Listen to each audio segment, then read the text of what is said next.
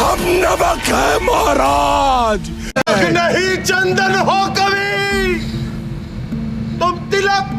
हमारे माथे का। क्या आपको पता है छावा फिल्म के क्लाइमैक्स सीन की शूटिंग अचानक रोकनी पड़ी थी क्योंकि जंजीरों में बहुत देर तक हाथ बंधा होने की वजह से विक्की के हाथ के मसल फ्रीज हो गए और नीचे ही नहीं आ रहे थे, जिसके बाद शूटिंग रोककर पूरे सेट को निकाल लिया गया और इसके 1.5 महीने बाद विक्की के नॉर्मल होते ही दोबारा शूटिंग शुरू की। वहीं इस क्लाइमैक्स सीन के वक्त विक्की की पूरी बॉडी पर जो आपने बहुत सारे जख्म और ब्लड देखा, इसे प्रोस्थेटिक मेकअप के जरिए बनाया गया था, जिस मेकअप को होने में हर रोज 4 घंटे लगते और इसके बाद 10 घंटे का कंटिन्यू शूट होता, जिससे विक्की इतने थक जाते कि मेकअप के वक्त ही सोने लगते। साथ ही फिल्म में जब संभाजी महाराज को मुगल सैनिक पकड़ने आते हैं, इस सीन की शूटिंग के वक्त विक्की इतने कैरेक्टर में घुस गए थे कि डायरेक्टर के कट बोलने के बाद भी वो इन्हें मारे जा रहे थे। साथ ही इसी क्लाइमैक्स सीन में आपने ये सीन भी देखा था जब चिमटे से संभाजी महाराज की जुबान निकाल ली जाती है, तो इस सीन के लिए एक नकली प्रोस्थेटिक से बनाई गई जुबान का इस्तेमाल किया गया था और मुंह से खून बहाने के लिए इस जुबान के साथ एक बारीक नली को जोड़ा गया जिसके जरिए खून पहुंचता था।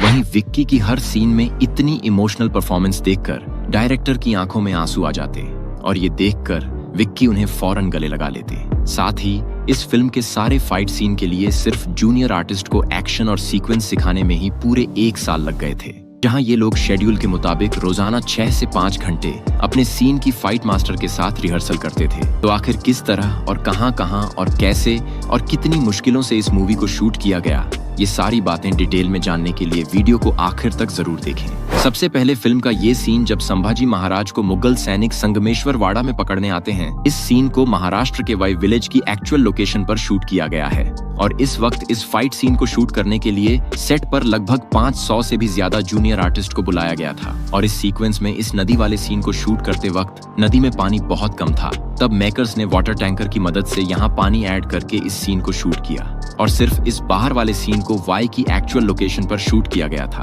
जबकि अंदर वाले सीन को मुंबई गोरेगांव फिल्म सिटी में सेट बनाकर शूट किया गया था। और इस ग्रैंड सेट को टीम ने 15 करोड़ के हाई बजट में बनाया था क्योंकि फिल्म के डायरेक्टर यहाँ बिल्कुल एक्चुअल और रियल लुक चाहते थे। इनका कहना था कि फिल्म देखते वक्त किसी को ऐसा न लगे कि प्लाईवुड और कार्डबोर्ड के नकली 3rd क्लास सेट पर इस मूवी को शूट किया गया है। इसके बाद फिल्म का ये क्लाइमैक्स सीन जब संभाजी महाराज को मुगल सैनिक पकड़कर आलमगीर औरंगजेब के पास लाते हैं, तो ये क्लाइमैक्स सीक्वेंस शूट करना सिर्फ डायरेक्टर के लिए ही नहीं बल्कि खुद विक्की कौशल, मेकअप आर्टिस्ट और प्रोडक्शन टीम के लिए भी बहुत मुश्किल था क्योंकि ये क्लाइमैक्स सीन की शूटिंग लगभग 4 दिन तक चली थी। अब इन 4 दिनों में हर रोज शॉट के बीच बार बार प्रोस्थेटिक का ये मेकअप स्किन निकल जाती, जिसे शॉट रोक कर मेकअप आर्टिस्ट एडजस्ट करते और खुली हवा में शूट करने की वजह से ये फेक ब्लड और प्रोस्थेटिक मेकअप ड्राई हो जाता। और इसी सीक्वेंस का ये सीन जब एक लोहे के चिमटे से संभाजी की जुबान पकड़कर निकाल ली जाती है, तो इस सीन की शूटिंग के लिए डायरेक्टर ने मेकअप टीम से एक फेक प्रोस्थेटिक मटेरियल की जुबान बनवाई थी और इस जुबान को चिमटे में लगाकर इसके साथ नैरो प्लास्टिक नली भी जोड़ दी गई ताकि जुबान खींचते ही नली से खून विक्की के मुंह में चला जाए और जुबान निकालने के बाद मुंह से खून निकलता हुआ नजर आए। और इस सीन की शूटिंग के वक्त साइड में ब्लू बैकग्राउंड इसलिए लगाया गया है कि इस सीन की शूटिंग के वक्त सेट पर सिर्फ 25 से 30 जूनियर आर्टिस्ट ही मौजूद थे, तो इन ब्लू बैकग्राउंड की मदद से बाद में यहाँ ढेर सारे सैनिक ऐड कर दिए गए, जैसा कि आपने फिल्म में देखा था। वहीं फिल्म में सबसे दमदार रोल अगर विक्की के बाद किसी ने किया है तो वो है अक्षय खन्ना, जिन्होंने फिल्म में आलमगीर औरंगजेब का दमदार रोल परफॉर्म किया है। और इस अमेजिंग परफॉर्मेंस के पीछे का एक सच मैं आपको बताता हूँ जो 100% आपको पता नहीं होगा। मेकअप होते ही जब अक्षय खन्ना आलमगीर औरंगजेब के लुक में आते, इस वक्त से शूट खत्म होकर मेकअप उतरने तक वो सेट पर किसी से बात नहीं करते और शूटिंग के वक्त इनके इस बिहेवियर से सारे लोग काफी परेशान थे। लेकिन मूवी रिलीज के बाद इन्हें और लोगों को ये समझ आ रहा है कि वो ऐसा सिर्फ अपने कैरेक्टर में जान डालने के लिए करते थे। खैर, इस फिल्म का इतना ग्रेट बनने का रीजन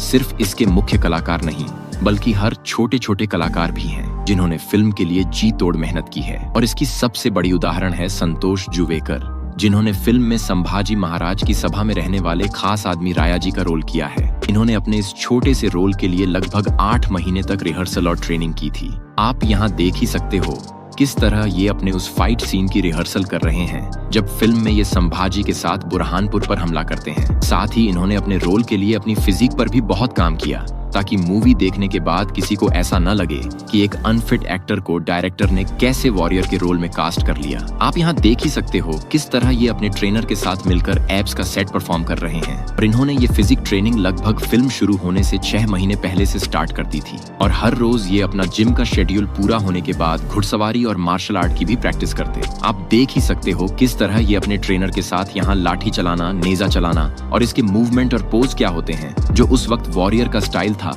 वो सब सीख रहे हैं। साथ ही फिल्म की शूटिंग के वक्त जब टीम ये जंगल वाला सीन शूट कर रही थी जहां संभाजी अपने साथियों के साथ आलमगीर औरंगजेब के सैनिकों पर हमला करते हैं, इस शूटिंग के दिन आशीष पाठौड़े, जिन्होंने फिल्म में संभाजी महाराज की सेना में काम किया है, इनका बर्थडे था। अब इन्हें लगा ही नहीं था कि इतने बड़े स्टार विक्की कौशल खुद आकर इनके साथ बर्थडे सेलिब्रेट करेंगे। लेकिन विक्की को जैसे ही पता चला आज आशीष का बर्थडे है, तब विक्की ने खुद टीम को बोलकर केक का अरेंजमेंट किया और आप देख सकते हो कितनी प्यार से विक्की इनका बर्थडे इनके साथ मिलकर मना रहे हैं। इसमें विक्की ने आखिर में इनके मुंह पर ढेर सारा केक भी लगा दिया, मानो ये इनके जिगरी दोस्त हों। खैर सच में विक्की बहुत हम्बल और डाउन टू अर्थ हैं। तो इस हम्बल स्टार के लिए एक लाइक तो जरूर करें और आपका बॉलीवुड में फेवरेट एक्टर कौन है कमेंट में मुझे जरूर बताएं। खैर फिल्म के अन्य एक्शन सीन और इनकी रिहर्सल की बात करूं तो आपको ये एक्शन सीक्वेंस भी याद ही होगा जहां संभाजी महाराज अपने साथियों के साथ मुगल सैनिक पर गन्ने के खेत में हमला करते हैं। इस सीन को पंजाब के एक्चुअल खेत में परमिशन लेकर शूट किया गया था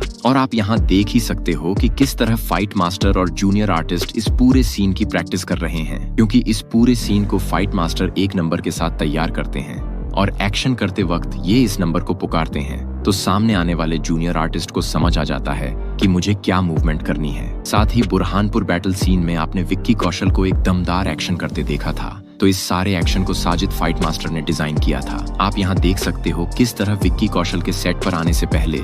ये इन जूनियर आर्टिस्ट के साथ इस सीन की प्रैक्टिस कर रहे हैं, क्योंकि इस एक्शन के लिए इन्होंने विक्की कौशल को तो स्टूडियो में पहले ही ट्रेन कर दिया था। बस बारी थी इन सारे जूनियर आर्टिस्ट की कि विक्की के साथ एक्शन सीन में इन्हें किस तरह मूवमेंट और एक्टिंग करनी है, ताकि ये इतनी परफेक्ट तरीके से ये सारे स्टंट और एक्शन सीख जाए कि विक्की के आते ही शूट शुरू किया जाए और बिना किसी गलती के सिर्फ 1 से 2 बार में ही सीन शूट हो जाए। वहीं शायद ही आपको पता होगा छावा फिल्म में बुरहानपुर का सीन भी दिखाया गया है जहां मुगल के पास ढेर सारे खजाने थे। तो मूवी देखने के बाद बुरहानपुर में कुछ लोगों के बीच ये अफवाह फैल गई कि समुद्र के किनारे जमीन के नीचे आज भी वो खजाना मौजूद है, तो ये लोग वहां पहुंचकर खजाना ढूंढने लगे। आप यहाँ देख ही सकते हो कि किस तरह रात के वक्त ये पागलों की तरह अपनी मोबाइल की टॉर्च जलाकर यहाँ खजाना ढूंढ रहे हैं। इस बात से ये तो समझ आता है कि देश में कितनी बेरोजगारी और भुखमरी है। सरकार देश को बेच चुकी है और आज भी इन लोगों को या तो धर्म के नाम पे लड़ना है या कुछ ऐसी बेवकूफी भरी हरकत करनी है। खैर आज के लिए इतना ही।